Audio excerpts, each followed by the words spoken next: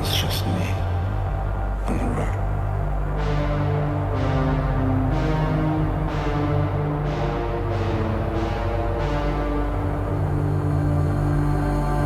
Just me on the road.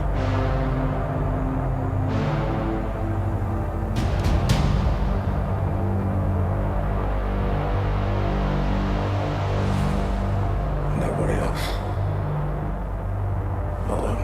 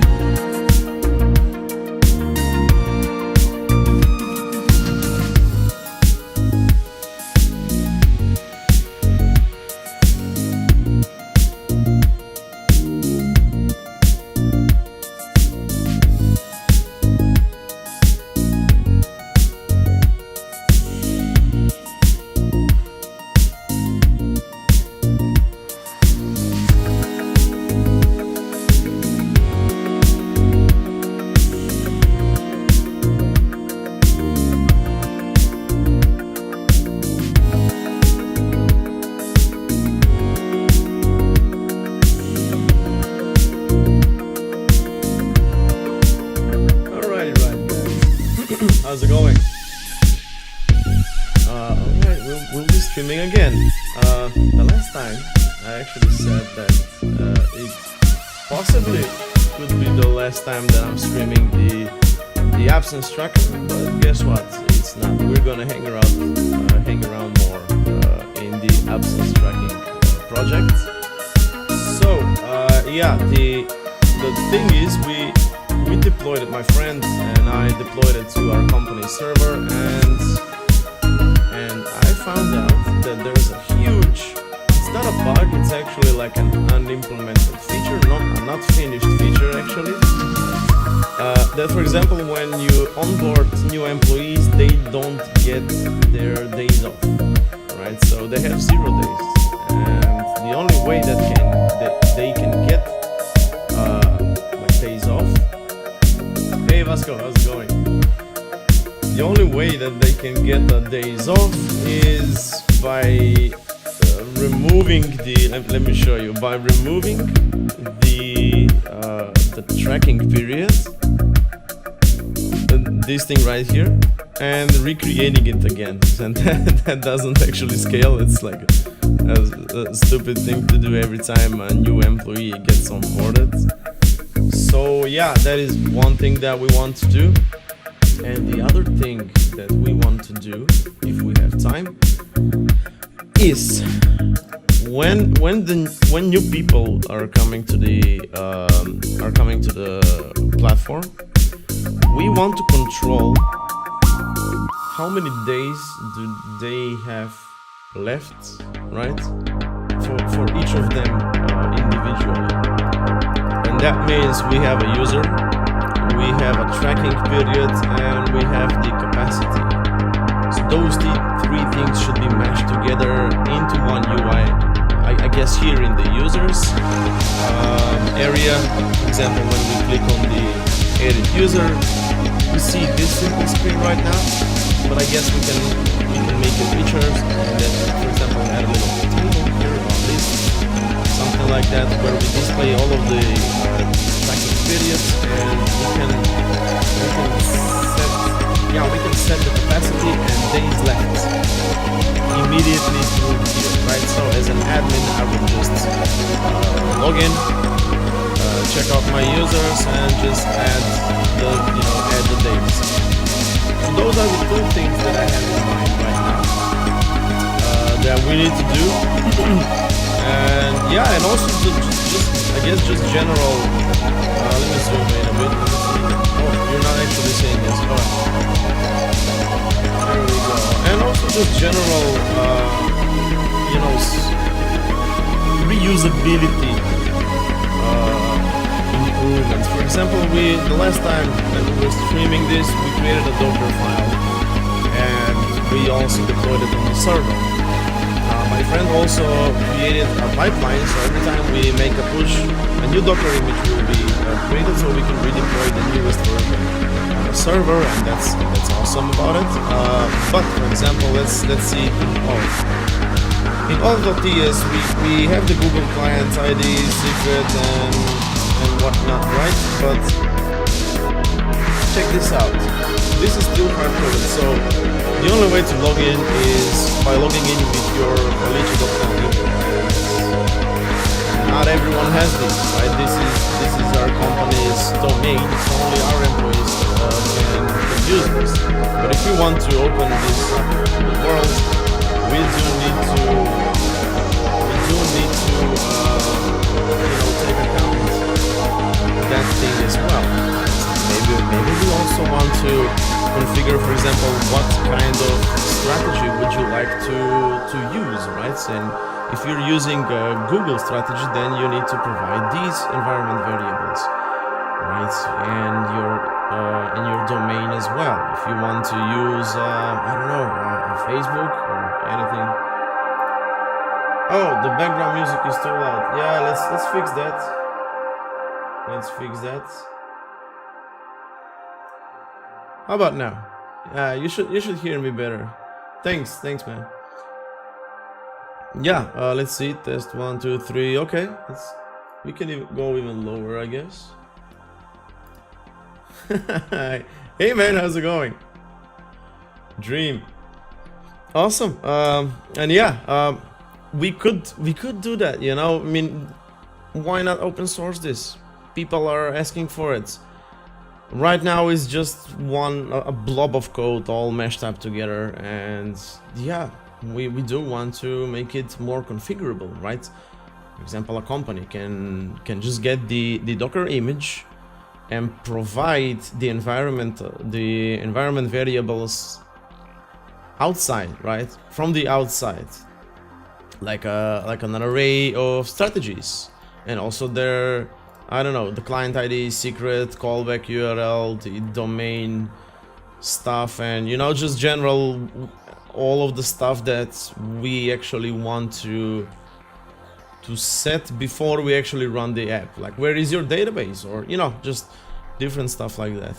So yeah, we are going to be doing that, and let's see where we go. By the way, I implemented 2 games into my stream. So if you write the let me show you the command, !point drop, you should see a little, there we go. Yeah, you should see a little parachute drop, so we can get some points here. Yeah, and the other game is embedded into the Be Right Back screen. Oh, nice, Dream, awesome score. Yeah, the other game is embedded into the Be Right Back screen. For example, when we are going to take a break, it's actually a password hacker, and it's super cool. It's also connected with my Twitch chat. So we'll try to hack some passwords, or you guys will. I'll just start it off. Yeah, you can't spam it. It has a timeout. But yeah, all right. So enough with the games. Let's just start implementing stuff. All right. So first things first. I'm going to try to remove, basically just delete the database, right? Or just remove the tracking period, I guess. No, I mean the tracking period's okay. Yeah, we'll try to remove my user right here that I have, and then we'll try to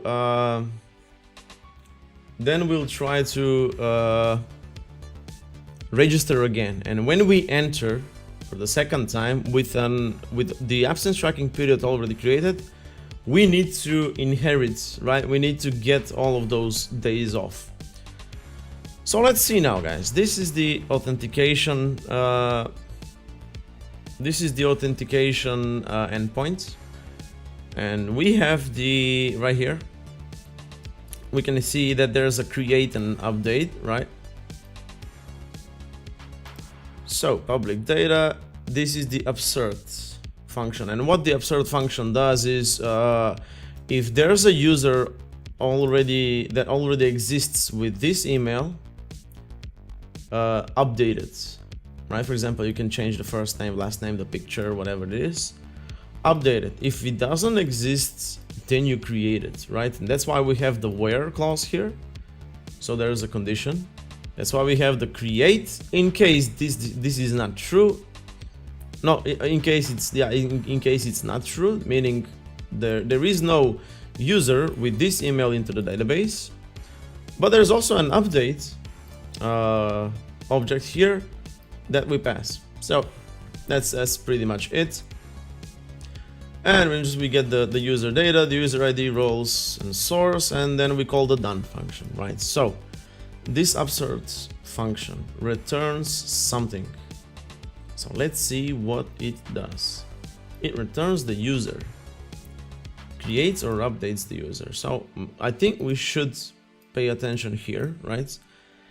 In case the user doesn't exist, that's when we want to trigger a function to actually get all of the days off and just populate, you know, the days off for that user.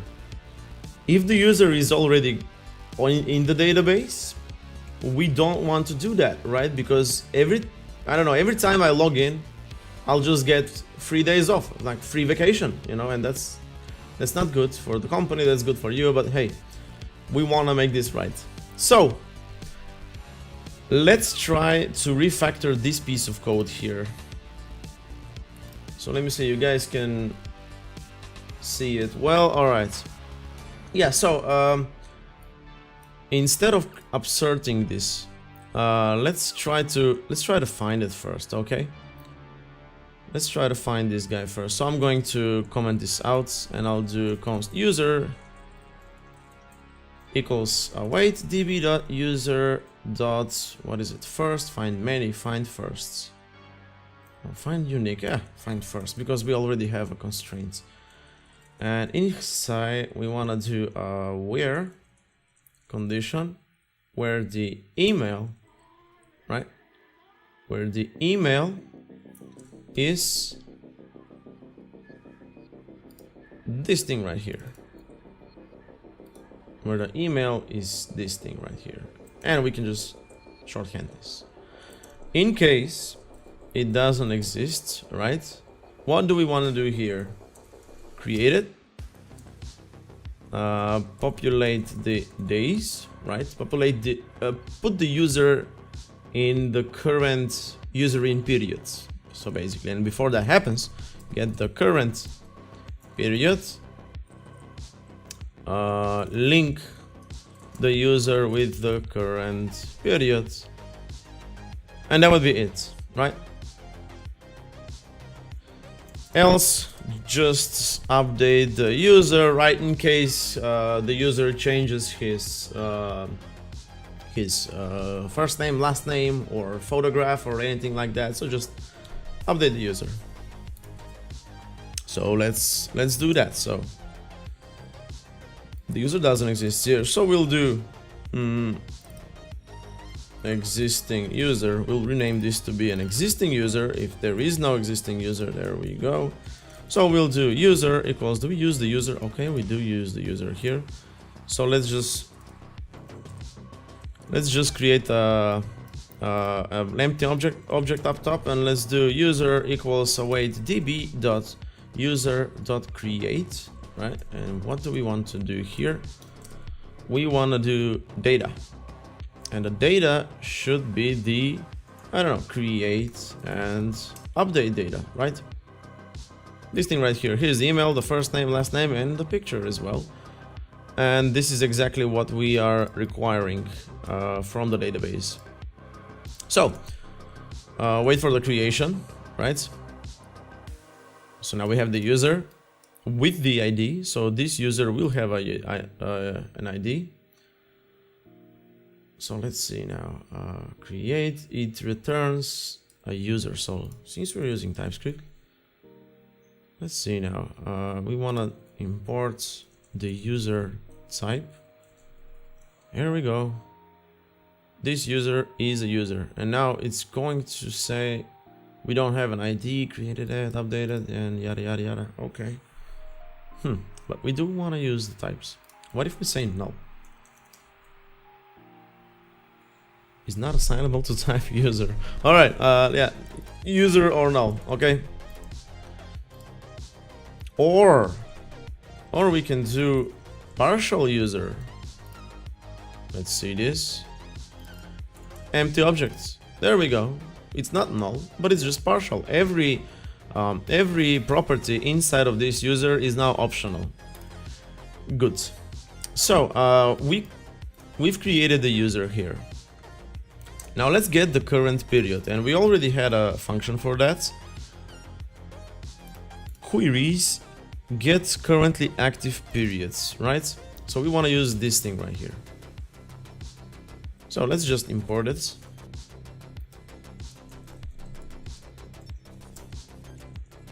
App/absence tracking periods, queries, currently active periods. There we go, and we are going to await that. Just scroll down. So let's say const current periods, because they can be many. So await get current active period, and this thing wants parameters and the context. So let's just pass the context here. Oh, we don't have the context here. and that's okay. We can say null here. So we're not going to null. It's not assignable to type context. Come on now. Goddamn. Yeah. All right. Contexts. It's not always going to be here. So let's just make sure that. And we also don't have parameters. Okay. Okay. So there we go. If we don't use parameters, why not make them optional as well? So let's just get the currently active periods. There we go. So this will return an array of absence tracking periods, right? And that's super cool. We want that. So we got the current periods, right? Because there can be 2 at most. And then let's link the user with the current period, right? So let's just take a peek at what we're doing. When we are creating an absence tracking period, like this, right? We create it like this, and then we find the users, and for each user, we create this thing right here, user in periods. So I'm just going to get this piece of code because that's exactly what we want to do. But we just want to, oh, no, not here. Back in auth. So, but we just want to do current periods dots for each current period, right? We just want to loop through. Let's get rid of these guys. We just want to loop through all of the active periods, right? And get that user in. So we'll do user in period create.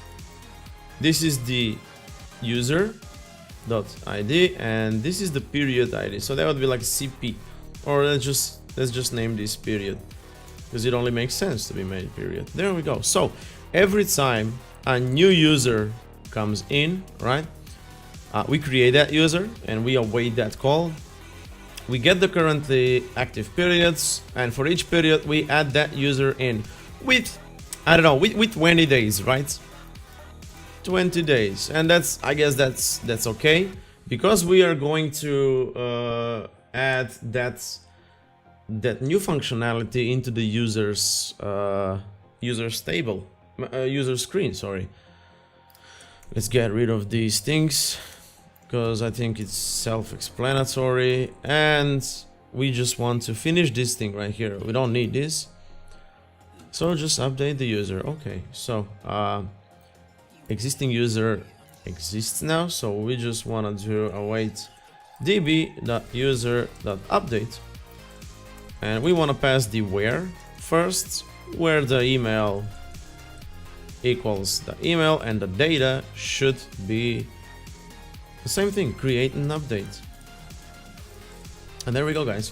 We are updating the user here in case, yeah, they change their photo or anything like that. And then we move on. We call the done function and we are off to go.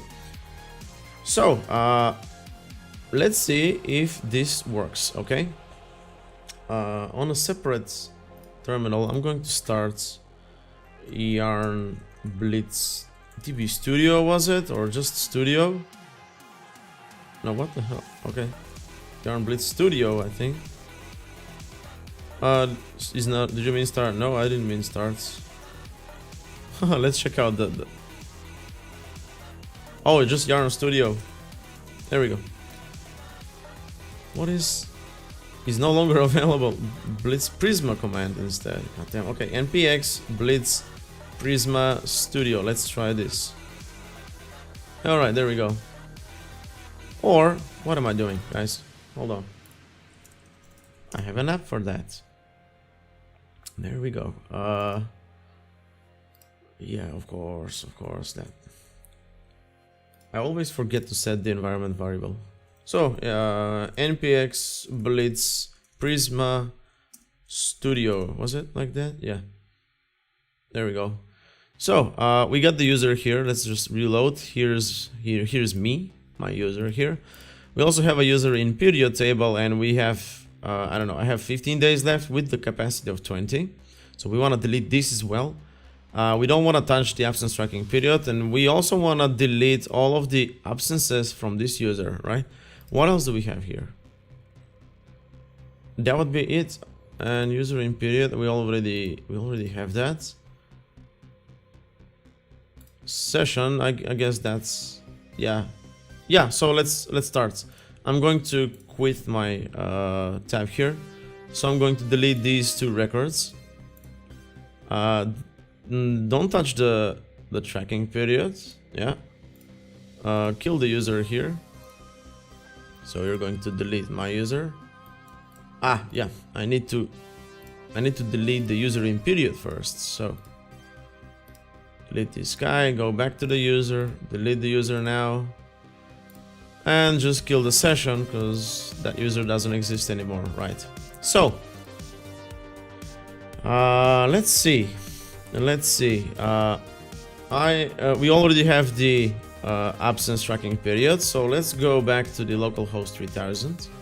It's going to say please log in, and let's do just that. And I'm going to log in with my Halicha email. Unauthorized. Okay, that's cool. Let's see. Oh, wait a minute.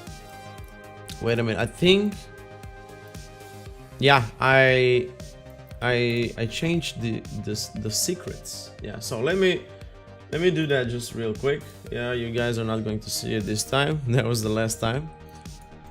I just need to find it. So here we go. This secret is now non-existing. Yeah, sorry about this, guys. I came in unprepared. But yeah, let's try this.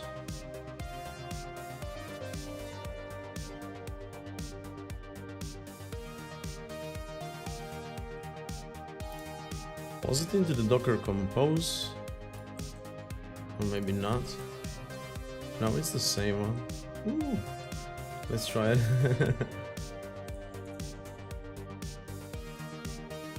I have to have it somewhere. Oh, there we go. Alright, new secret.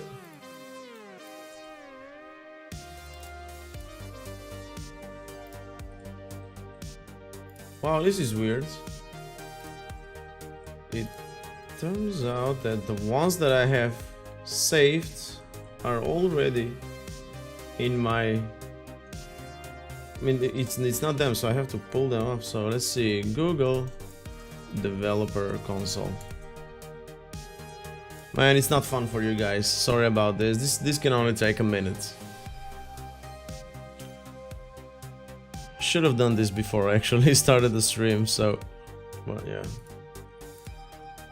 I'll try to be super quick.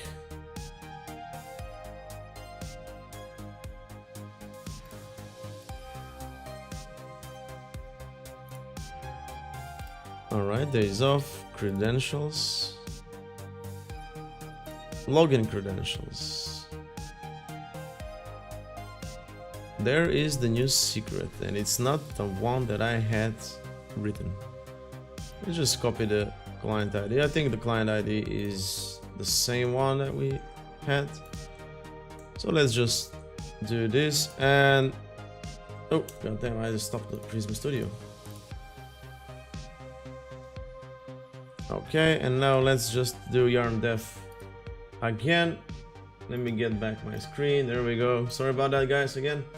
So let's continue. Let's reload. Instead of unauthorized, we'll just want to go to 3000 and we want to do the login again. So login. Let's use my company email, and there we are. Okay guys, days left is now 20. You see that? Because this thing happened here. There was no user, right? We deleted it, we created it, we also added an entry for each user in each period, and right now we only have one. So let's see. Yeah, there we go. We only have one period, but the days left and the capacity is here. So every new user is going to have 20 days by default, but their admin can change that. And now let's work on that. That was quite fast. But let's also make myself an admin. So instead of user, I want to be an admin. Oh yeah, we want to do that as well. For example, the the first admin user should be a predefined variable. Exactly. So we can do something like this, where we spread the create and update stuff right here, right? But we also want to add, let's see, we also want to add the role as well. So the role would be process.environment.admins_email, right? Or user. Oh, sorry about that. If the email is, there we go. So if the email matches the one provided from the environment variable, it's going to be an admin. Otherwise, it's going to be a user, right? So let's try that. I'm going to delete the user in period again. I guess we need to delete the period. No, that's cool. No absences, so let's just ditch the user in periods. Again, session as well. I feel like we don't need to delete the session, but hey. So let's click login again. Login, and let's see this. All right, 20 days. Oh, we didn't actually provide the admin email. God damn. Okay. Let's try this. Let's go to the environment here and add the admin email equals lazar@khalicha.com. Okay. So let's restart the server. In the meantime, delete everything that we just created. So delete. There we go. And try this again.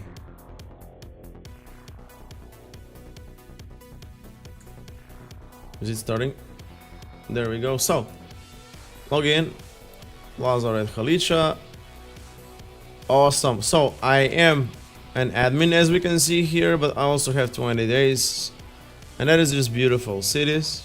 I'm immediately an admin, and this can be pre-configured by anyone who wants to deploy it on their own server. So that's cool. Awesome, guys. We are making some progress, right? So we can onboard the employees now, and the predefined email is always going to be an admin, and that's cool. Now let's try to build the screen where we, as an admin, can change those days left, right? Check out the light mode. Nice. Okay. We want to enter that screen, and that would be in a users page. So let's enter the users page. Where was that? Pages. There was a page. No, it wasn't a pages. Should be users. No, admin users. There we go. Pages, users, right? So what we can see here is the search up top, this thing right there, and then the editing user modal, and this is the place that we want to do that, because this is the editing user modal, right? We want to add a little list at the bottom, and that list would be for every user in period entry, right? We'll do that, and we'll also add the capacity. We can change the capacity and days left. What was the actual entry? Days left and capacity. These two things right here. And let's do that. Okay. First, let's go open up the Chakra UI website, and let's see how can we make a list. So this is a simple list. This is an ordered list. This is a list with an icon. Okay. But basically we have a list and we have a list item. Inside we can add whatever we want. Okay. So let's envision this first. We have, for example, in the admin page, we got the absence tracking periods, these things right here. See? So we can use this thing right here to display the periods on the left side, and we can use two inputs on the right side. And the first one would be the days left, and the second one will be the capacity. Okay, so we should be able to change these things. Nicely done. Okay, so if we add this, okay, this is it. And oh, this is so cool. Yeah, you see this? It's like an inline edit. Maybe we can use something like that in here as well. Yeah, let's see. We'll start off with this. So absence tracking periods, we want to search for that. We are in the admin page here. Components, absence tracking periods. Okay, and inside, let's find our way. Guys, is this okay? Yeah, I feel like the font is way too big. So we have a list here, and this is the exactly list here with the stats, and then an icon button for the updates, and there's a popover, and there's everything else. But we're not going to use that much. We're just going to use this thing right here. Yeah, so we'll do just that. Here we are. This is the form. There's the last, and there's the footer here. And on submit, this thing happens. Update user mutation. Did I call it the mutation? Okay, makes sense, I guess. So this updates the user with the values here, right? Okay, but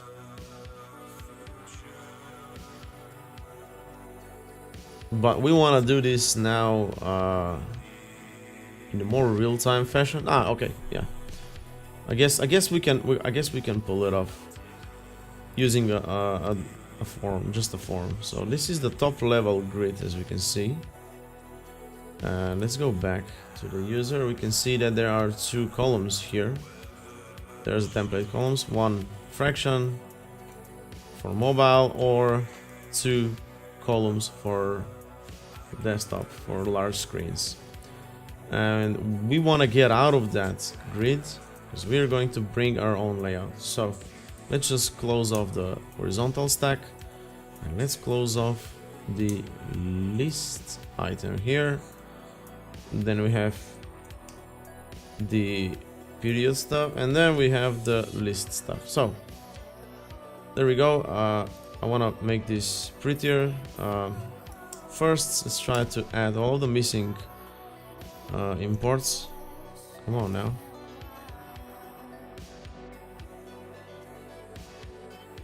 Yeah, they're not added. So we got lists, we got lists item, we got the horizontal stack here. I feel flex is already here. Nope, we want to use a flex as well. What else are we missing? A stat. A stat, stat number. What else, guys? A badge, an arrow forward icon, and stat help text. So stat help text, a badge, and now let's see where that arrow is coming from. It comes from Chakra UI icons. Beautiful. So we'll just use the Chakra UI icon here. There's the badge, and awesome. Now we just want to do this thing right here. And now let's get the periods, right? So periods, let's see, where is it? There we go. So get all of the absence tracking periods. Not really in this case, only the currently active ones, because we don't want to list out the previous, I don't know, 10 years of working in a company. So we're just going to copy paste this because we're lazy, and we'll just change right here, and we'll just change, instead of get all absence tracking periods, gets currently active periods. There we go. So periods, set query data. Let's just import the use query and the absence period stuff here. Come on now. God damn. Okay. Let's do that by hand, I guess. Import absence period from DB. There you go. Is it happy now? It is happy. So it's loading set query data. Yeah, we're not going to change those things. We just want to get the periods. There we go. Map them out. And what is this now? Oh, we're missing another bracket here. Awesome. Awesome. So let's see how that looks like. Let's reload, hit the edit, and there we go. You see that we don't have any headers and stuff like that, but we have the currently active period right here.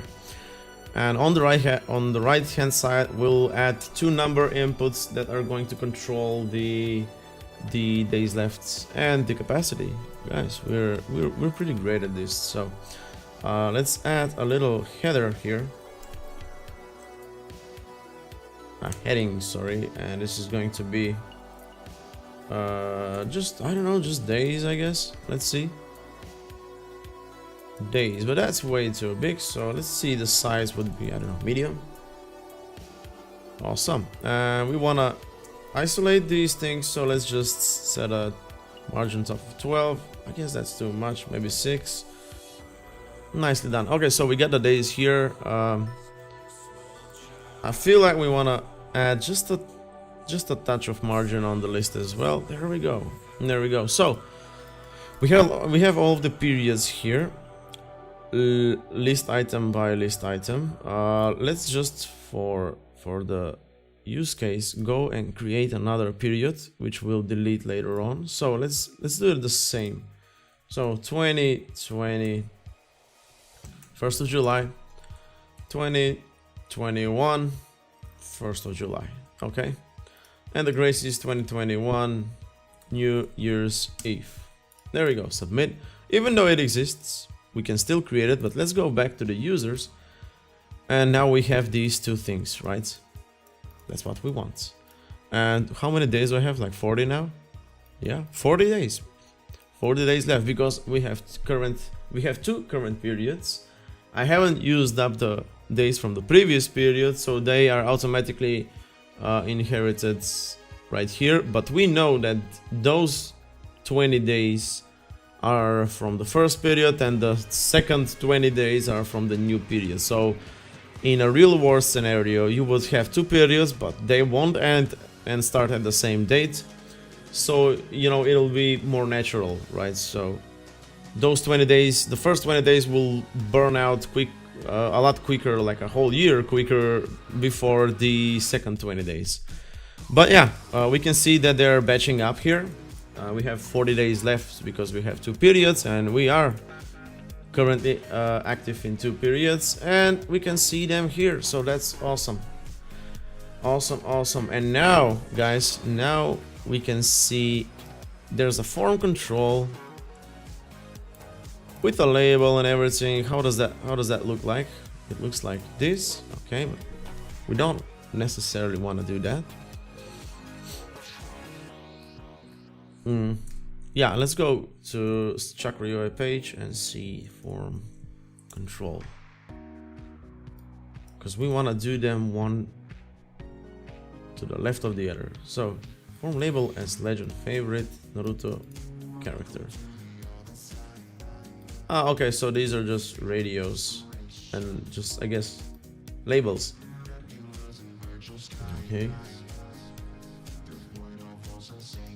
Okay, so we want to do this. You see this form input, number input here, exactly like this, although the amount should be on the, well, you know what, I guess this is just perfect. Yeah, let's just do that. Let's just do that, because we want to have them one next to each other, not one on top of the other. So in this list item, we have a stack space between. The first one is a flex. We want to, I don't know, we want to just do a box in here. And let's check this out. We want to import the box. Let's import the box. And also the inputs and everything.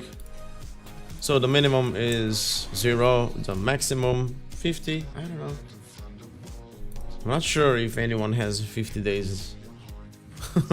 50 days of vacation, but I don't know. Let's not define a maximum. let's not define a maximum. So okay, instead of a box, I actually changed my mind. Let's roll with a horizontal stack, guys, because we'll have 2 of these form controls. And now let's add the spacing of maybe 3 spacing. There we go. ID, I'm not sure we use IDs in our form control, so we don't need that here as well. But how do we know? There's a select and we add a name. Awesome. So instead of amount, we'll say days left here with a minimum of 0 or not. That's another feature that we want to do, but let's just add in a name. Days left, and there's the field, the stepper and everything. Awesome. And we want to get the form control again and copy it for capacity and add the capacity. And now this time we can set a minimum of 0 because we don't want to do negative capacities. So that's what we can see here. I don't like the look of this. As you can see, we have this fields variant, so let's do that. Select the number input with the name and add the variant of fields. Okay, there is no variant of field. Let's see what kind of, or do we actually have variants? We do have variants. Okay, what kind of variants do we have? Filled, flushed. What about flushed? How does flushed look like? Oh, not really. Outline and unstyled, but let's see filled. Oh yeah, exactly what we actually want. There we go. So we got this here, but as you can see, it's not really lined up perfectly. So we want to line these up. Let me just help you out. Come on, I'll zoom in. Oh, god damn it. Let's try this.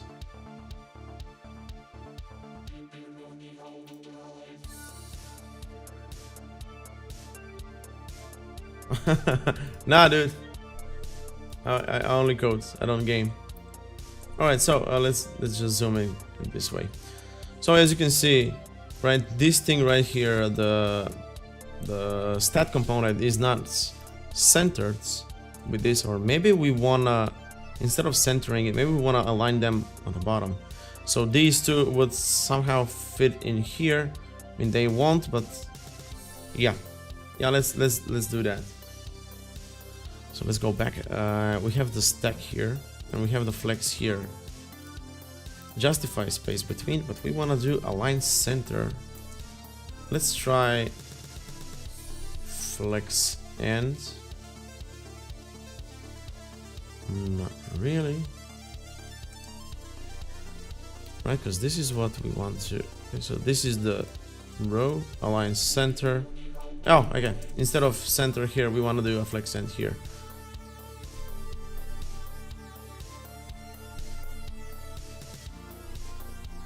Yeah, this is like my side project, but it's also for my company. So a lot of folks are going to use this, or hopefully are going to use this. Alright, so this is the Chakra stat component. As we can see, this is the stack, the whole stack here. Here's the flex. So we don't want to touch this. We want to keep this centered. This is the stack. And the stack aligns the items. Box align. Okay, so let's see if this makes any changes. Flex end. Yeah, I guess we want to do not center, flex end.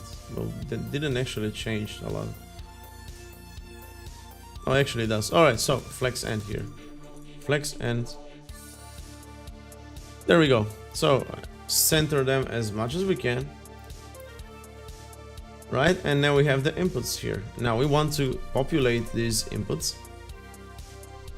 And let's just do that. So for every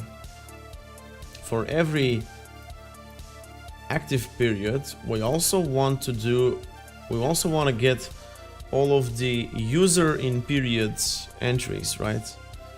So let's see if we have an API for that. Absence periods, get days left. Well, not really. Okay, but yeah, total days, not currently active periods.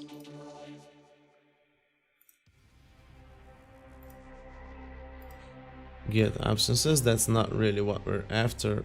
Yeah, we actually want to do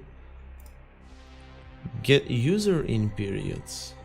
Yeah, let's just do that. So I guess in absence period we want to create a new query called get user in period.ts. So I'm gonna copy all of this, get user in periods. And what we also want to do is import user in periods. No, just get Prisma, the Prisma namespace. The parameters are going to be, let's create a new type. Just name it params, and that would be that would be a pick from prisma.user_in_periods, not count, not create, not delete, find many arguments. And what do we want to get here is just, I guess, just the where. Yeah,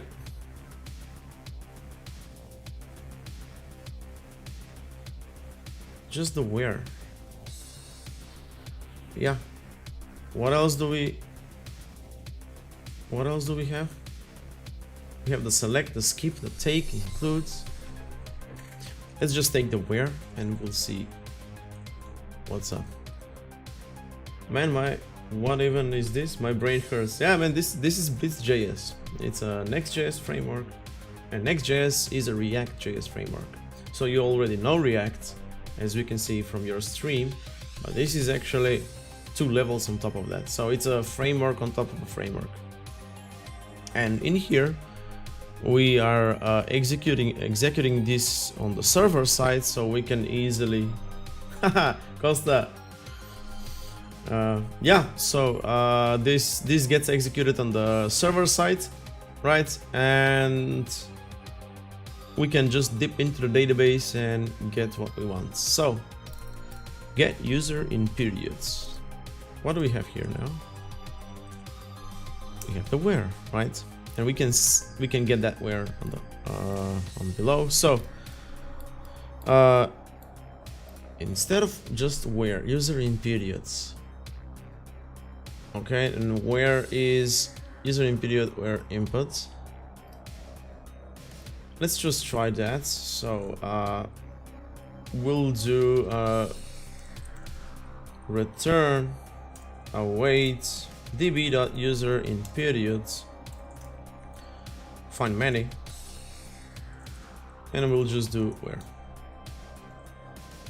I'm not sure how secure this is, but we'll think about that later on. So get user in periods, I guess with S, because we are finding many, not finding unique. And as again, we can say user in periods equals use query, right? Gets any, and in outputs user in period, an array of user in periods. So that would be the get user in periods, that function here. This is the, I guess, the where can go here. And we also want to do suspense false, because we're running this with a stable version of React, so we don't have React suspense here. Okay, the parameters are straightforward. We want to provide a where like this. Why don't do? Okay, it's any. Okay, in that case, get user in period parameters. We want to rename this, but we also want to export this, so we get it down there. So it will get the get user in periods parameters. So let's just import that. Nice. All right. Does not satisfy the constraint query function. Let's see this now. So this thing returns a user in period, but it accepts a get user in period parameters and a context. Now this is weird. Let's see the second use query. So first is the query function. Okay. Okay, but then we have the parameters here, but the parameters are never. I'm not sure why is that happening in this case. So let's just say any and let's see what that changes. So the query function is any and the parameters are unknown. We want to fix that. So what if I add the parameters here? Let's see how that behaves now. So the parameters are still unknown and the options are get user in period. Okay, not cool. Let's see the use query function. Promise return type. Parameters are actually T. That's not what we're after. Man, I was really looking forward to getting intelligence here. This is what we're after here, the parameters though. Infer the type of the parameter from the function that takes a single argument. Let's check out the Blitz.js website, because they have a lot of expected in May or June. See, so they'll be stable soon in a few months. But let's check it out. We want to do queries now. And we want to do use queries, not use queries, but query resolvers. So there we go. There we go. Okay. Okay, so the where is that thing right there. But I guess this thing also works. Or undefined. Okay. And there's the. And okay, we already do that. And this thing says, you know what? Let's just do this instead. And what about now? Do we have the? Yeah. All right. So get user in period parameters are here. Nice. So I actually didn't want to do that. So the where in this case is where the and not or. Where the, I guess the user ID, right? No, not the user ID, but the period ID is in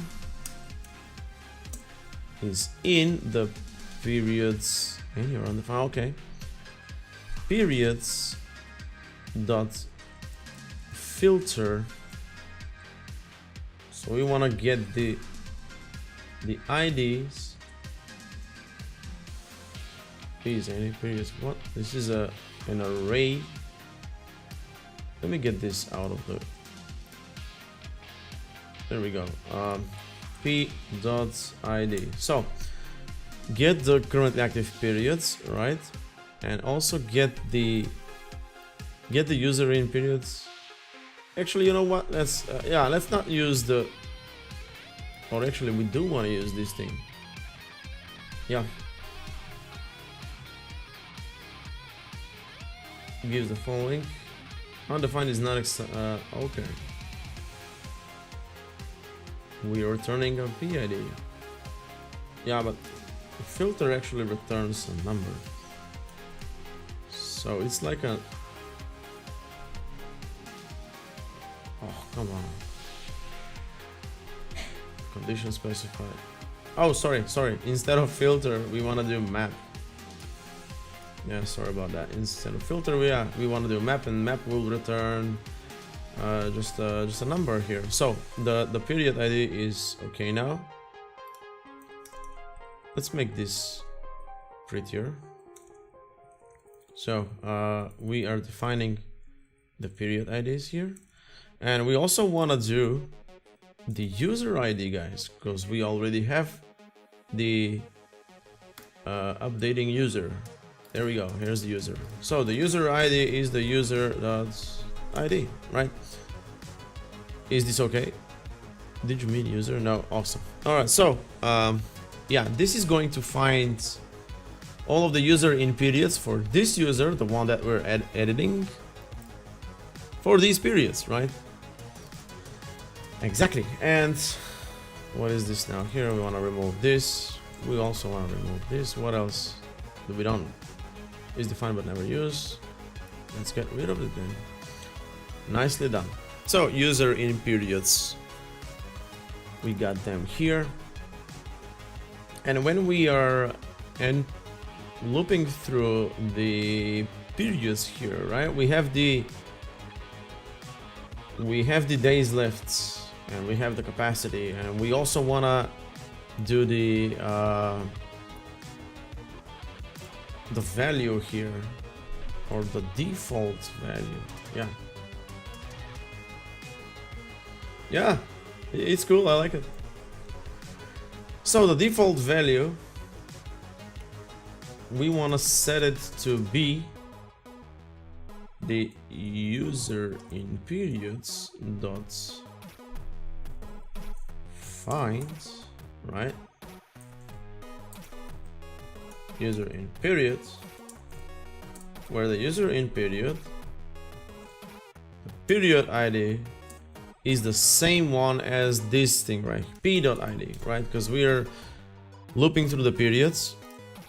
And let's go back and we'll see this is one period, right? And this is another period. So get me the user in period entry for this period, and inside we can have the days left and capacity. That's the general idea. Let's try to clean it up a little bit. There we go. So user in periods, find this guy, right? And find actually returns an array of user in period. So let's also get the first one, and returns the value of the first element in the array. Okay. Alright, so maybe I want to do this instead, because it might return an undefined, or like this. Not really. Come on now. Was there like a find first or something like that? Find index flat map for each. Oh. Alright. So yeah. Get me the first one. So dots. So the first one, right? And this thing will return. This thing will return NA. Let's try this now. Will return a user in period. Oh, okay. So no need to add the indexer here. So we just want to do dot. Awesome. Days left, guys. Awesome. Yeah. So this is the default value. Let's just see it in action. There is no action. So let's see. Oh, all right. There we go. Let's just do a refresh. Yeah, this is the editing line 80, because it doesn't exist, and it makes total sense because the user might not be found at the moment. Okay, so let's go ahead. God damn. Okay, so these left. Yeah, we do have a rendering issue here. But the thing is, that happens because we get all of the periods, and because we don't have any suspense included, we can't get this thing right here, right? So maybe we should create a new query. So we don't want to have two API calls here, and we can do exactly this. Yeah, so get user in periods. Exactly, yeah, it's an optional algebra. Yeah, it's an optional character. Right, so all right, how do we do this, guys? We cannot have we can't have, let's see, is fetching, is idle, is loading, is stale, is success.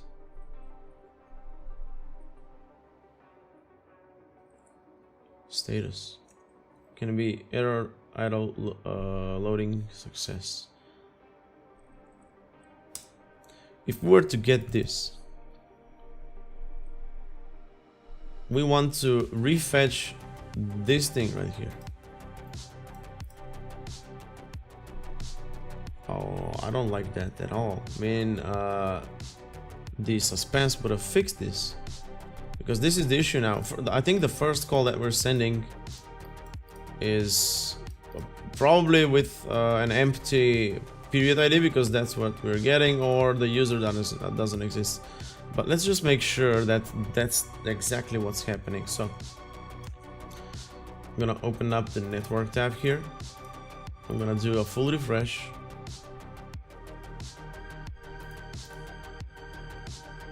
Okay. Edit this guy.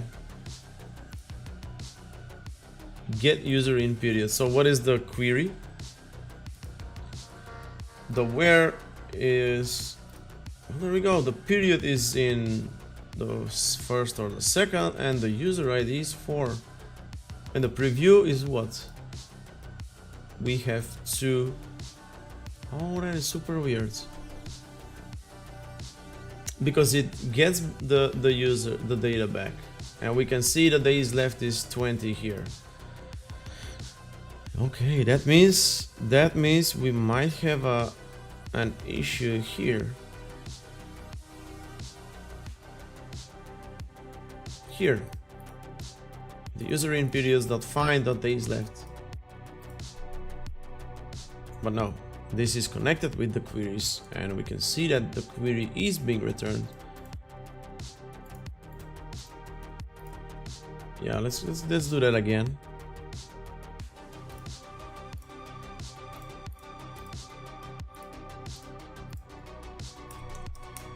That is weird.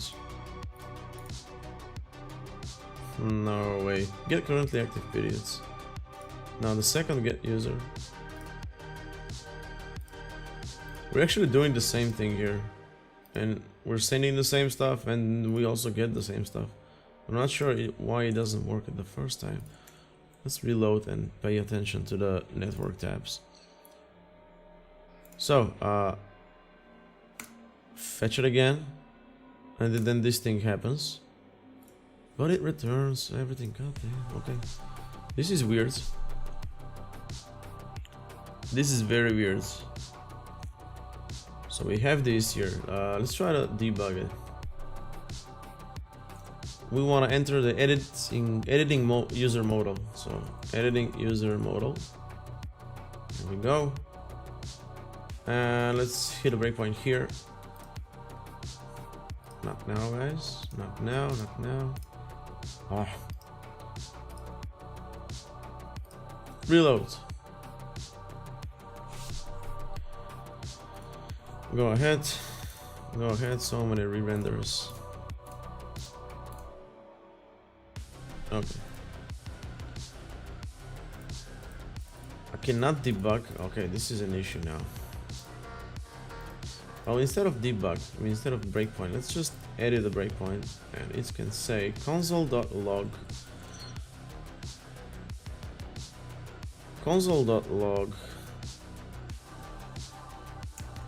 user in periods. I don't know, just dot length. Yes.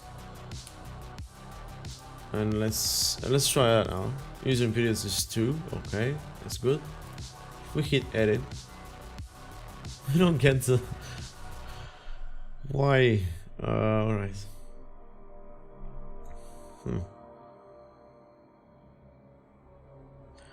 This is very shady. Extremely shady. Because we're looping through the periods here.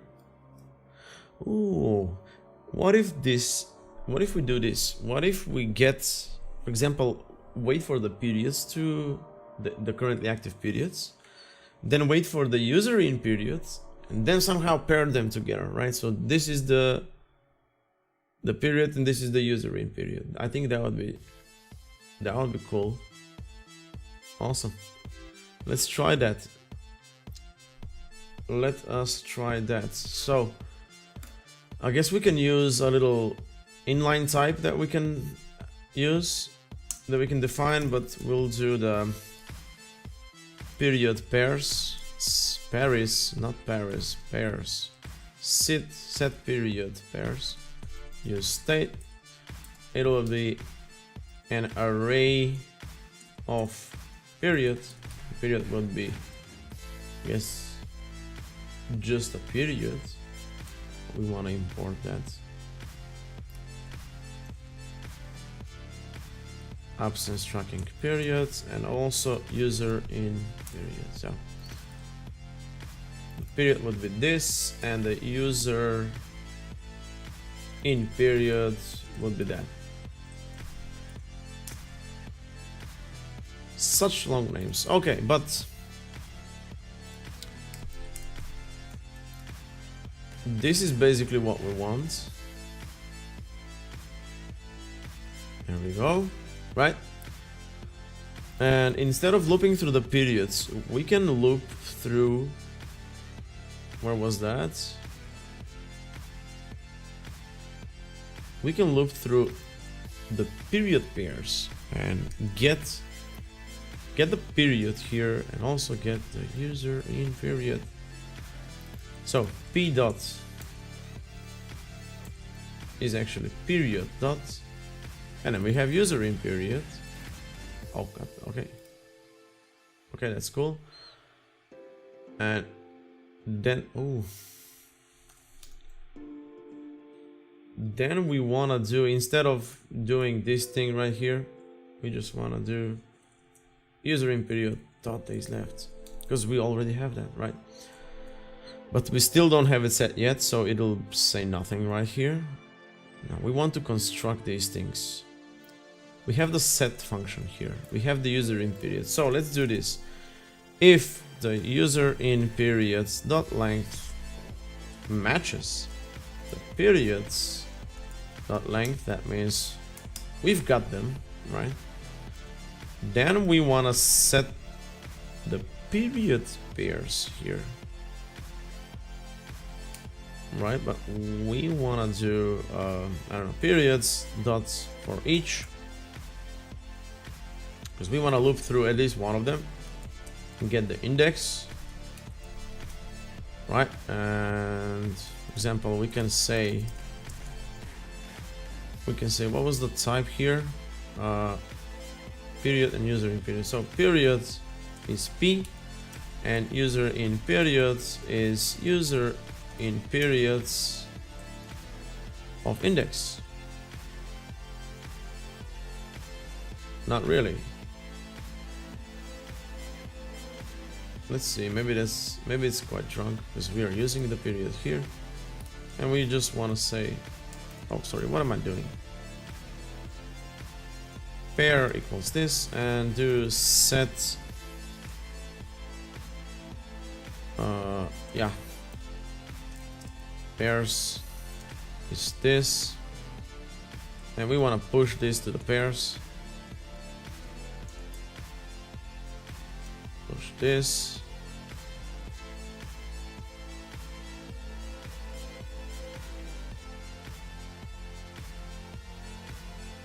What is this now?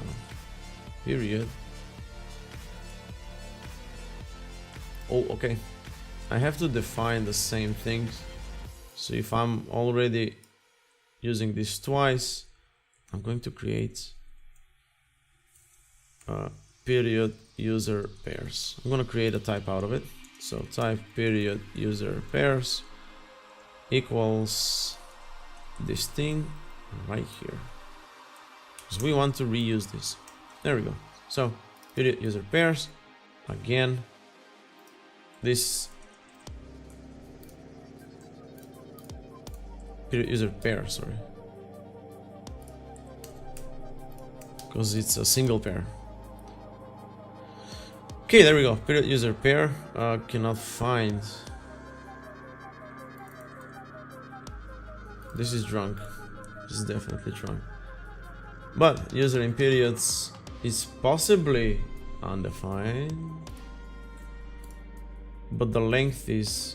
But their lengths are the same. Ah, right. Oh, come on now. User in periods is possibly undefined. So do I need to add this? Okay. I guess the if would make it pretty straightforward, but no. And what about now?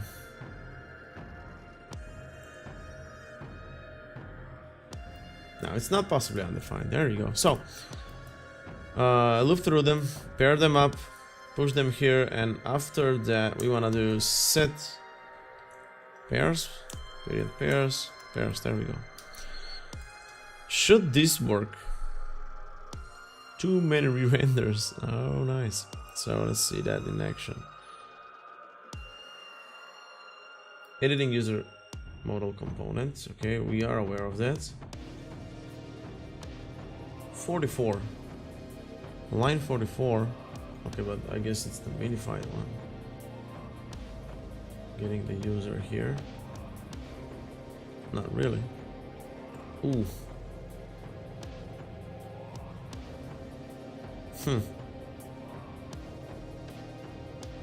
Should have done this in the backend.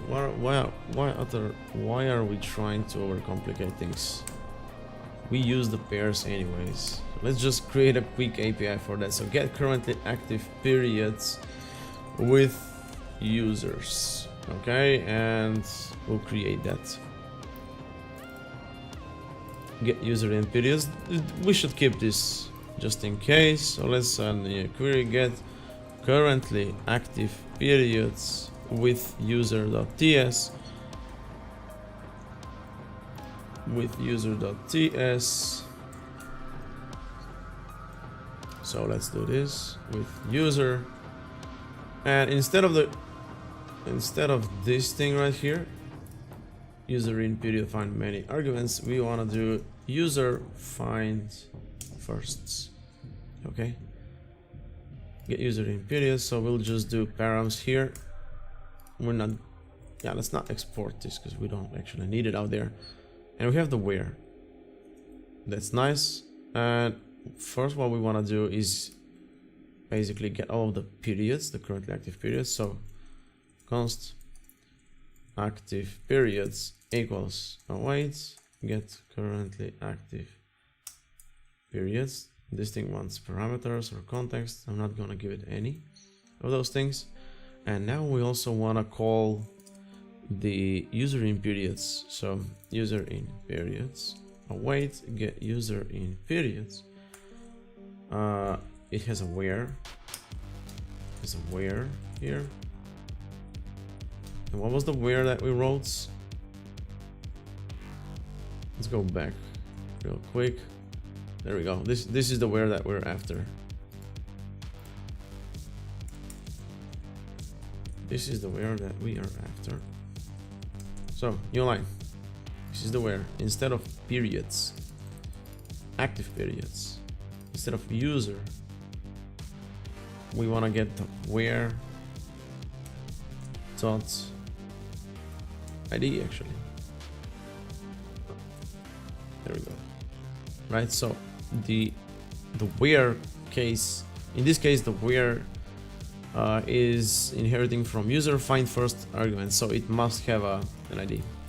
So using this now, let's get this out. Active periods IDs.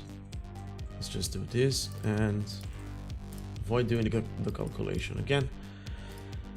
Okay, we got the active periods and we got the user in periods, so we just wanna do the pairs now. This is the pairs. So let's drop that just above the parameters here. And we want to construct the pairs like this. So let's go back. Here are the pairs, period user pairs. There we go. Oh, we need these guys as well.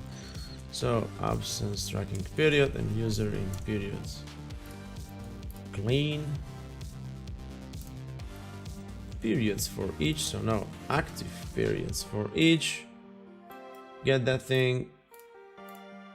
Push these pairs in, and we want to return the pairs. So nicely done. Get currently active periods with users. Let's use that instead. So we are not going to need this. We won't be needing this as well. Use this thing right here. That's the new thing. This thing, this thing. We don't need the type again. We don't need the table imports, the models. In this case again, and now this is going to return a period user pairs. So we want to do pairs here, and now let's loop through the pairs right here, and we're going to get the period, awesome, and the user in period, awesome. Let's see if this works now without too many re-renders. So edit. Nicely done, guys.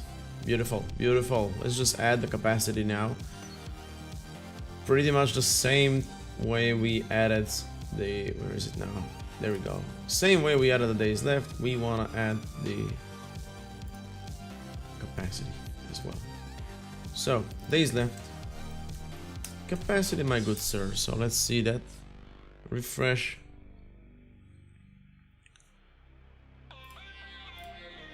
Beautiful, capacity is 20, days left is 20, because I don't have any absences, but let's test this. Alright, so I'm gonna zoom out a little bit. Let's go to request a leave and do a request. So I'm gonna take a vacation, I don't know, next week, from 5th until 9th.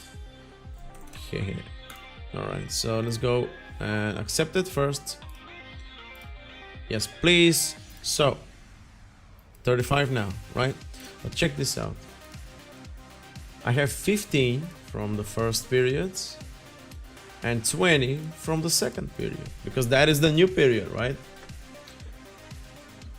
I love it when it just works, man. This is just super cool. All right, so we have a UI for changing these things, right? So for each employee, the HR manager or whoever's in charge of that, or the founders, I don't know, can get inside the users page, and for every employee they can change the days left. For example, Lazar, this is an old period. You were caught by the end of it, so we'll just set it to 0. What if we try to -4? That's okay. But what if we set the capacity to -3? That's okay as well. Or never mind. I think the minimum. Oh, we don't have a minimum here. So minimum equals 0. We can't have negative capacity. So let's try that. 0 is okay. There is no going. There we go. Nicely done. Can go negative capacity. You can go negative days left, right? So you can borrow days left from the next period, I guess. But that's a feature for another time, not this time. But yeah, we got this. Now let's hook it up. So when we actually get the data here, when we hit updates, we're going to get the data. Where are we? Okay.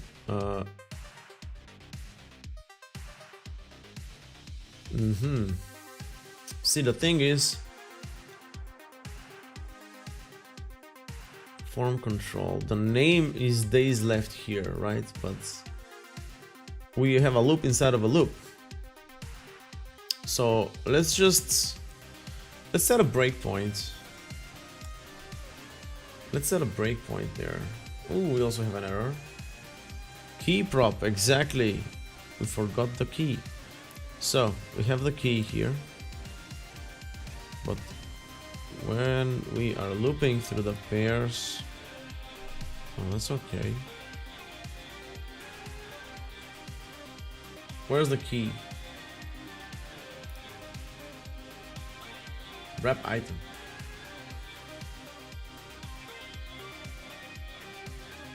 Data grids. Flex.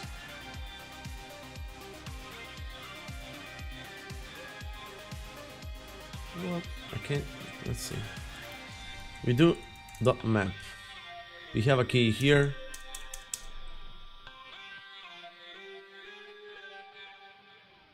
That's weird. We do have a key. Period ID. What if we said? But that makes no sense. Those are the periods. All right. You know what? Let's just. Yeah, we'll fix that later. It's not a big issue. It's not like we're going to reorder them or something. Oh, but there it is. All right. Did you try refreshing it? No, I didn't. But now we have it. So, okay, so editing user modal. Editing user modal, but not this. God damn it. I wanted to quit the tab instead. The inner tab. Yeah, it might have been an old error. So let's find our file. I think this was it, but I'm not sure if this is the correct fingerprint. So editing user model. It turns out that it was the correct. All right, so we want to do a breakpoint here and here, and why the hell not here? Because we'll get the data now in the values. So let's set this to, I don't know, let's set this to 5 and let's set this to 15, right? We don't change the capacity. So hit update, values. Ooh, they're not there. Okay, so that's what we actually want to do. We want to pass those values inside. And how do we do that? We have the email, and this is the name. Exactly. We have for the first name, the last name. It's always the name here. If we scroll down in the new section of the model, we have the number input here.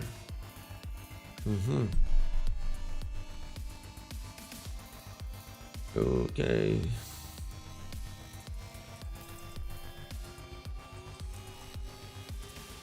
It does have a name. I'm not sure which.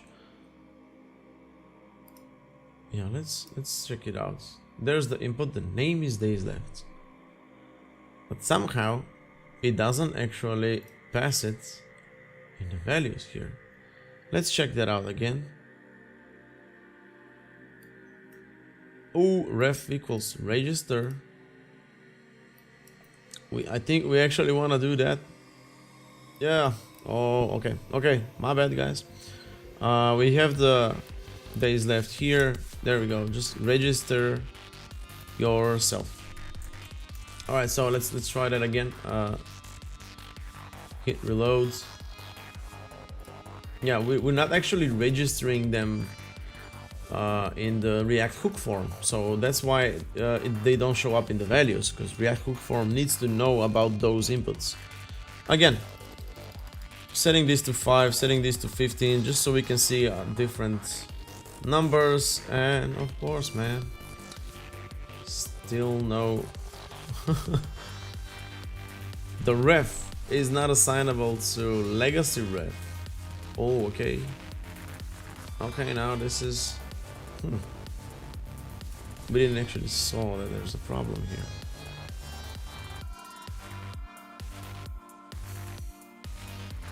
Let's try to work around this.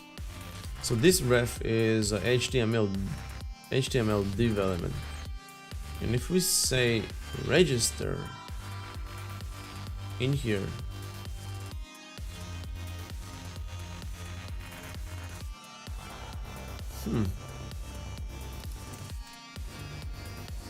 wow, that is weird. So I guess the register function returns a reference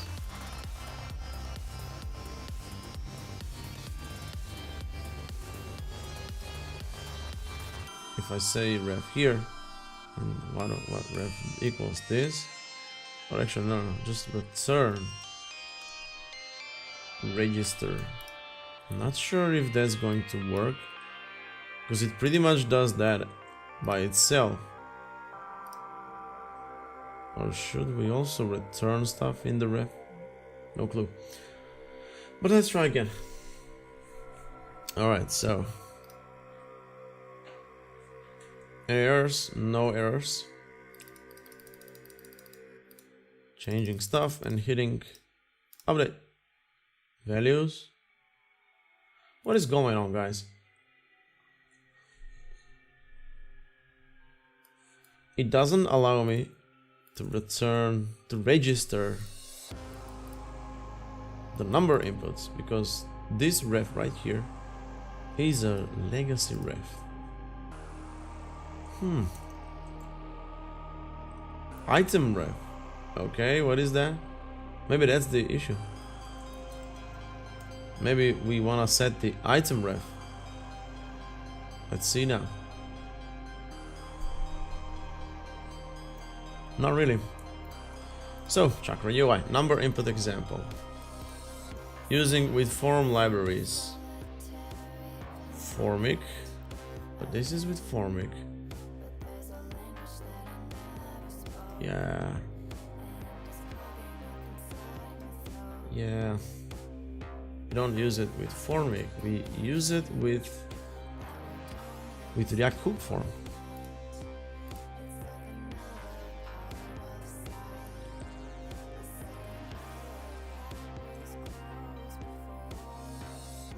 Oh, no, hell.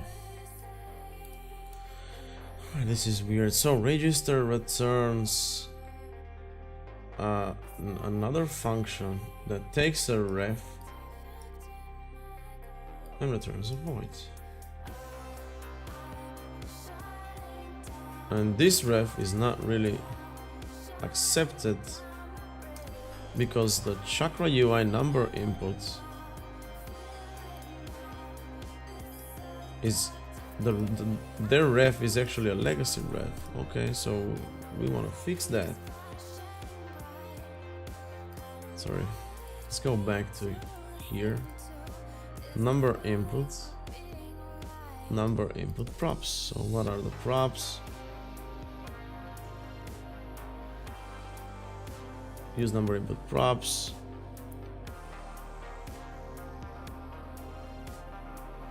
Oh yeah, we want to jump in pretty much in this case. Yeah, all right, so doesn't matter. Yeah, we can clearly see that it's a legacy ref from HTML div element, but it's not really, the register function doesn't really accept a legacy ref. It needs, oh, this is a legacy ref as well. What? So why is that, doesn't it work here?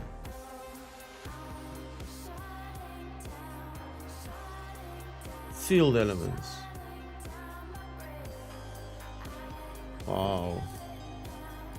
What if I take it out of the pairs listing?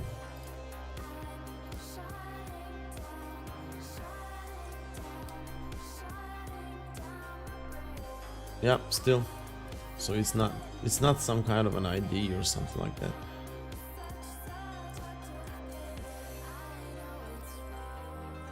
register. Wow, this is so weird.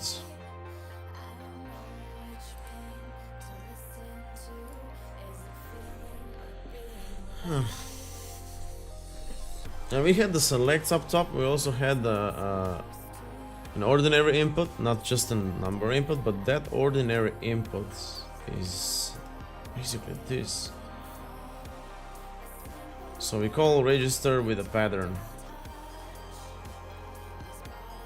Yeah, what if we actually did that? So instead of a number input, let's just use an ordinary input here.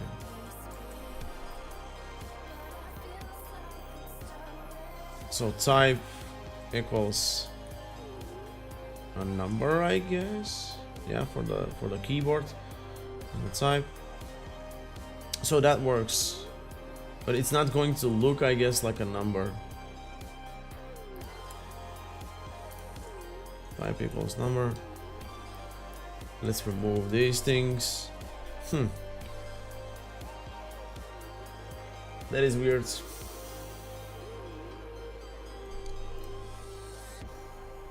Yeah, you see this? So if I press G or F or D or basically anything, it won't let me. But if I add, I don't know, like a 13, it should let me. And also keyboards working. So when I press on my arrows, it actually decreases that. But okay, you know what? Let's just try, see if it registers it.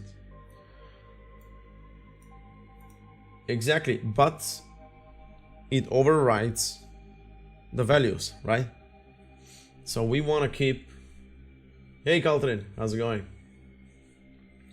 So we want to keep track of these period user pairs and the changed values for the days left in capacity, right? So let's do that.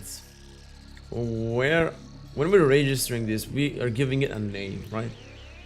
So maybe we want to make that name a little smarter and do I guess a periods ID, or no, wait, we have a pair user in period. That user in period has an ID. It has an ID, right? And oh, actually it doesn't actually have an ID. All right, doesn't matter. Where was that now? Dots.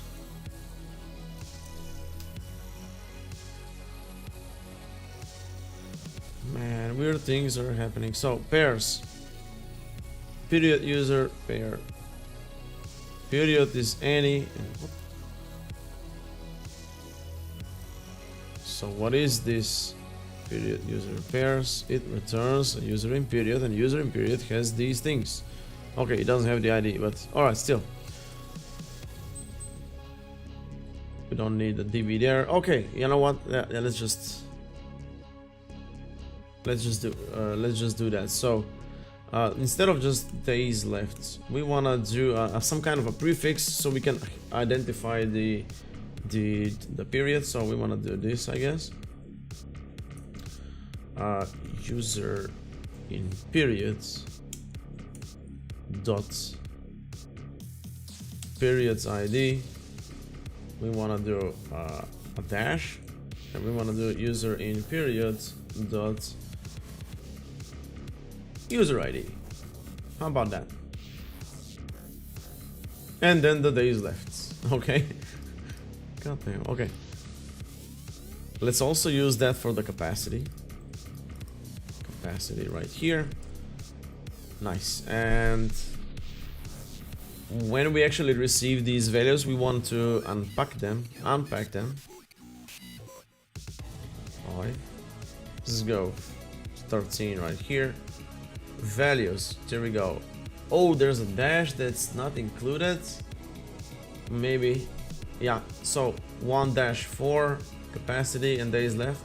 Capacity, days left. So the first one was 5, there we go, and the second one was 13. Alright, so we just want to fix the dash thingy. Let's do an underscore in this case, because we want to to be able to distinguish between these two things. Edit 5.13 updates. There we go. So we can, yeah, we can, oh goddamn, okay, we can get everything that's not, or actually maybe we should lead with the days left in capacity. So we'll get all of the keys that start with days left or capacity, or in this case ends with, I guess we can do that. And then we want to split them by underscore, and then split these things by a dash, by a hyphen. So we can get the period ID and the user ID. We can query, and then we can update that particular entry and set the days left to be 5. Pretty much.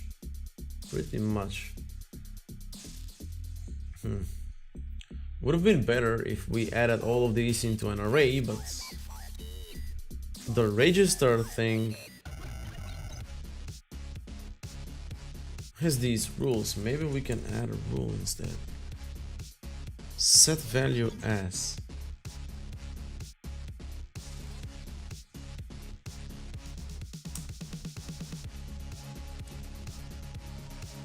Let's check the documentation. So React hook form.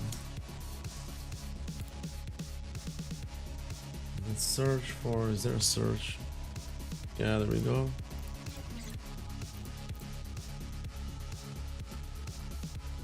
Yes, please.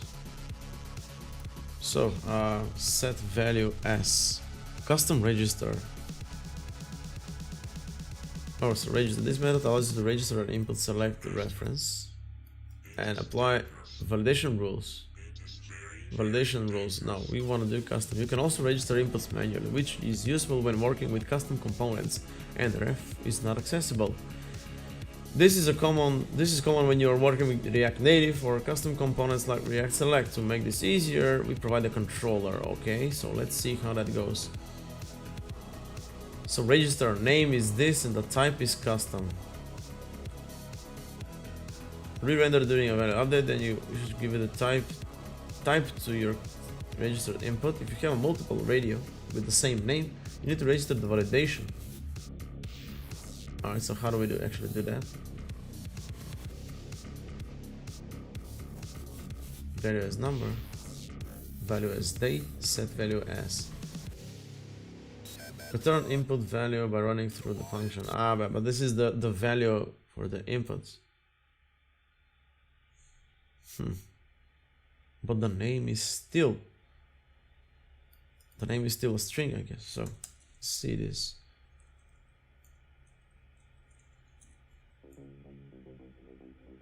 Name doesn't even exist there. Register name and type.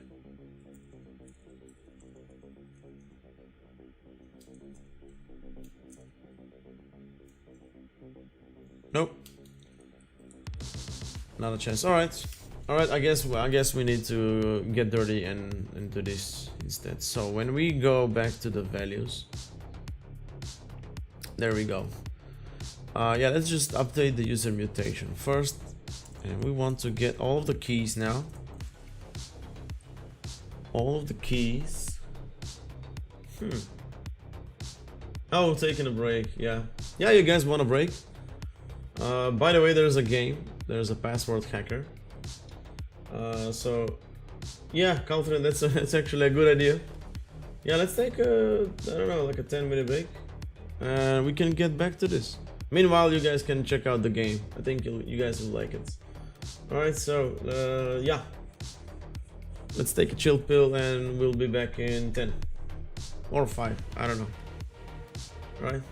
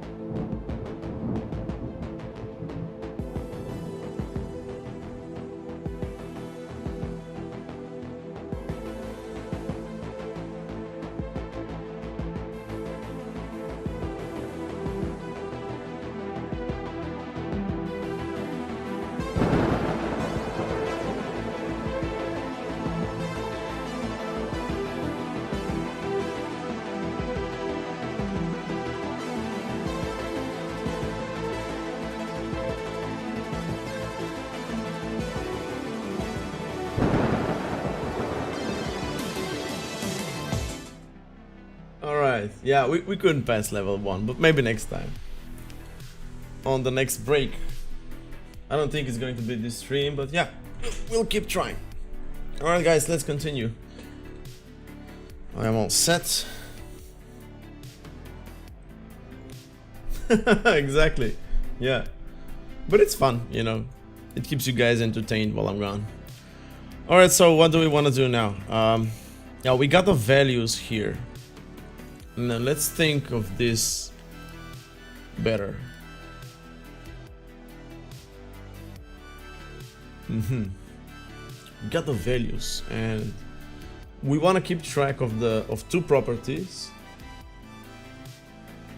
in maximum of 2 periods. So as we can see here,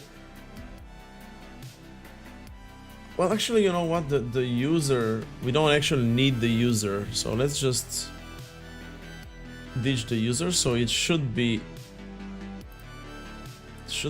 pretty straightforward. Instead of doing this, let's just say this. Yeah, so just the period ID, because we already have the user, right? But it's still a problem. Let's reload. It's still a problem because we want to split the strings now and try to update.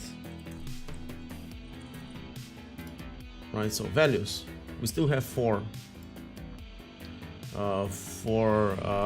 updates.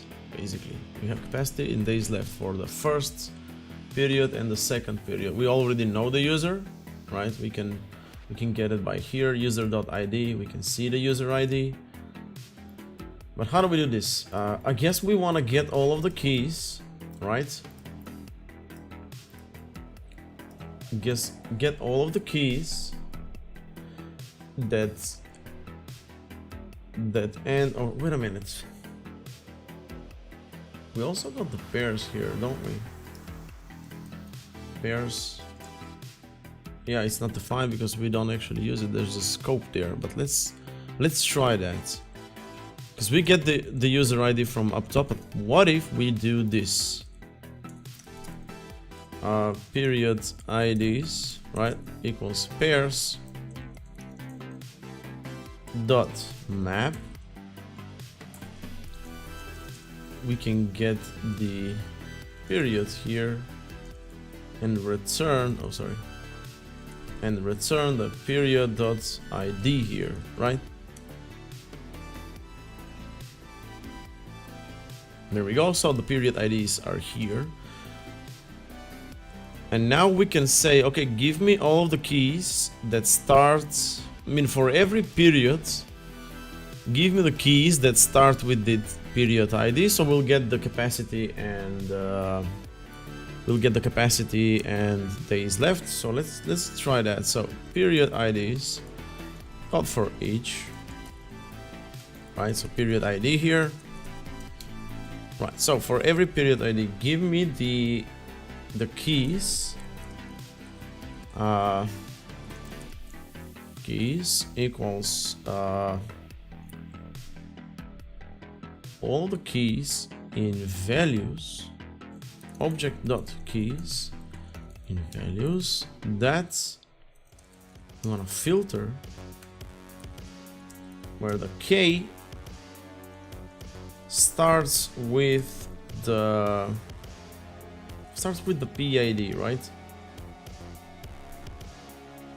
Now PID is a number, so let's just use this instead. So it starts with that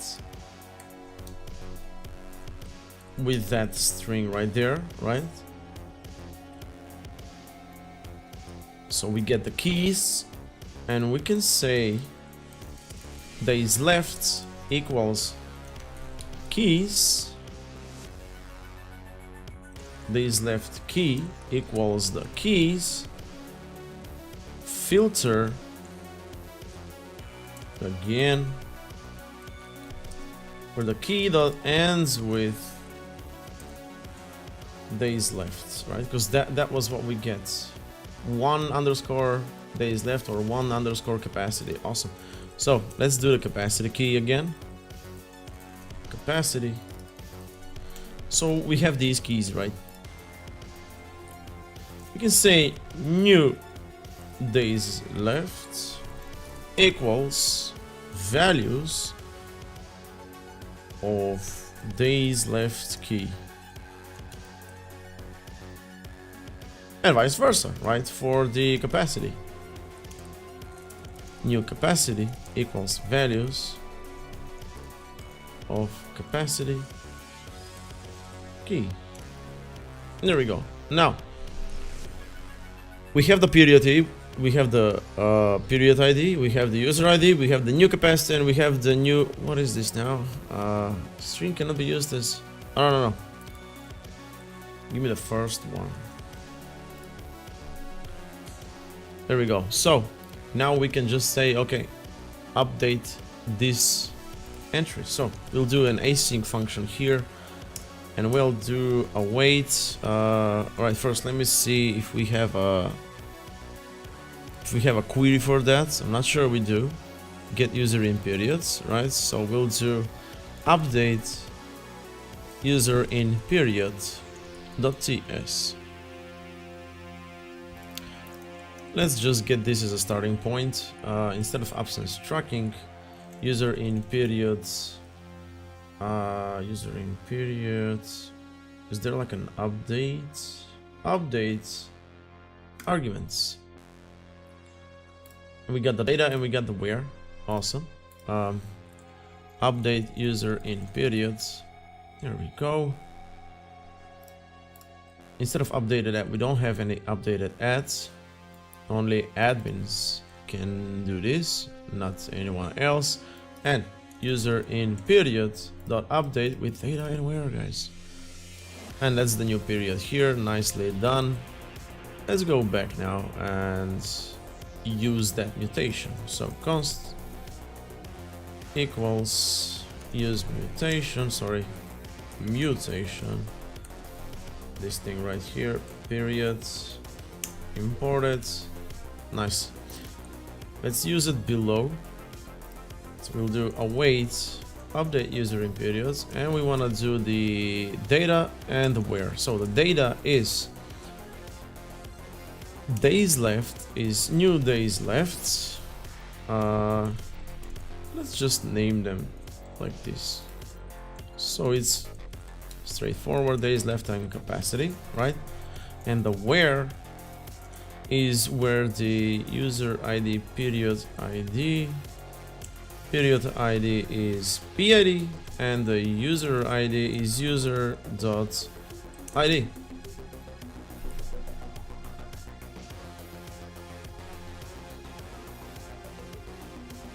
Okay, there we go. So this is going to update, this is going to call that mutation basically, right? So we want to wait for that, and let's try it out. So I got my database here. Where was it? Just Prisma Studio, user in periods. There we go, 15 and 20. Let's try to change that. So I'm going to do 5 and 13. And let's sit it out here and just jump it one by one. Here we go. Let's try to get the periods now. Where are we?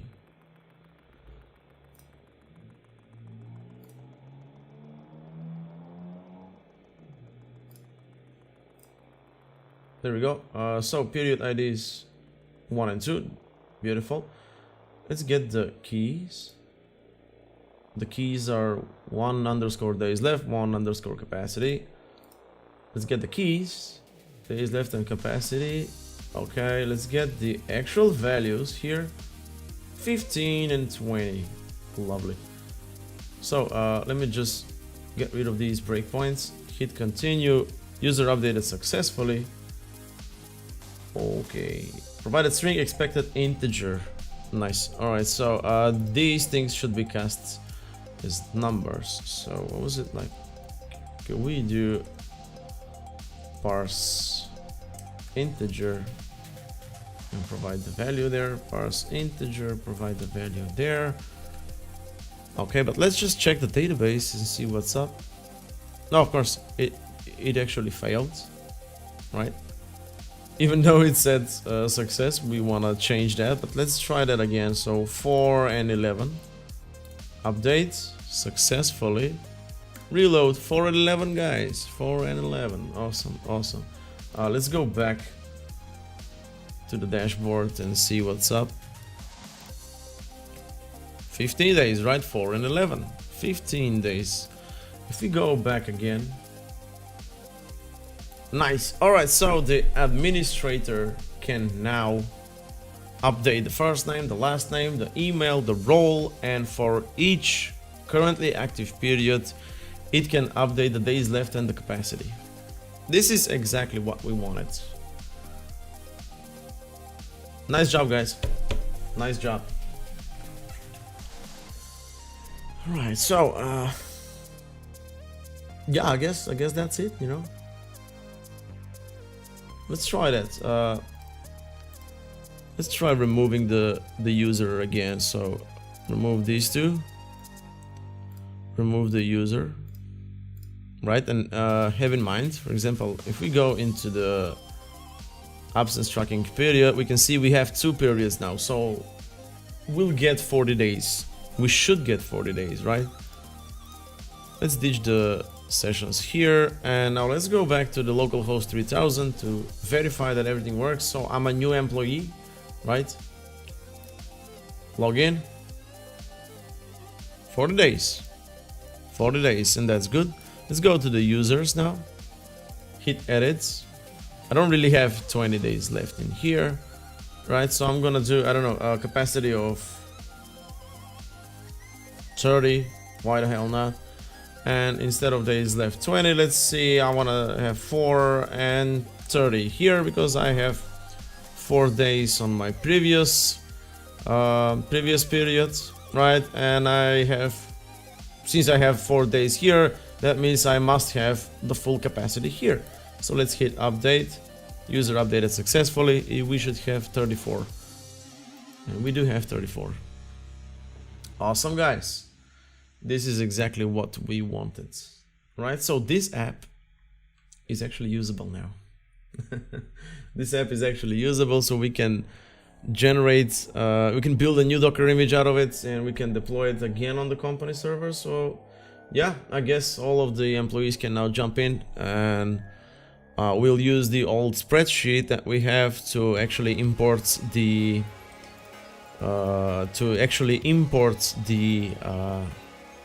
correct, you know, the correct absence.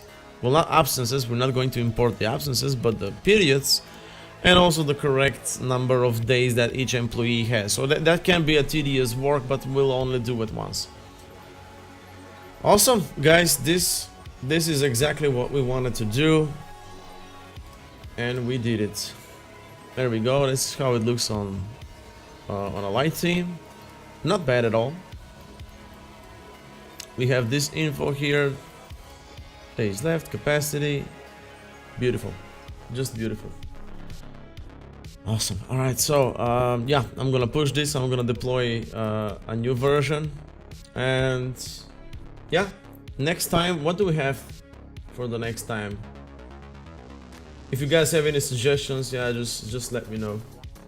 But yeah, I think this sums up this stream. So yeah, we can configure the app now, we can onboard the employees. That was the whole idea. It's now usable, and I'm so happy. All right, guys, yeah, I guess we can call it a day. 10 p.m, not bad. So yeah, let's continue the next time. Thank you guys for watching, all 3 of you. And yeah, not sure what's the next stream is going to be, but I guess it'll be pretty soon. Yeah, the idea behind this is, for example, we'll deploy these projects. All of the employees are going to use it, and as soon as they find out, as soon as they find bugs and stuff like that, we can, you know, accumulate them and then squish them one by one on a live stream. So, and there will be bugs, of course. But yeah, awesome. Yeah, thank you guys. Let's just go and rest now. Thanks for watching and see you next time. Ciao, ciao.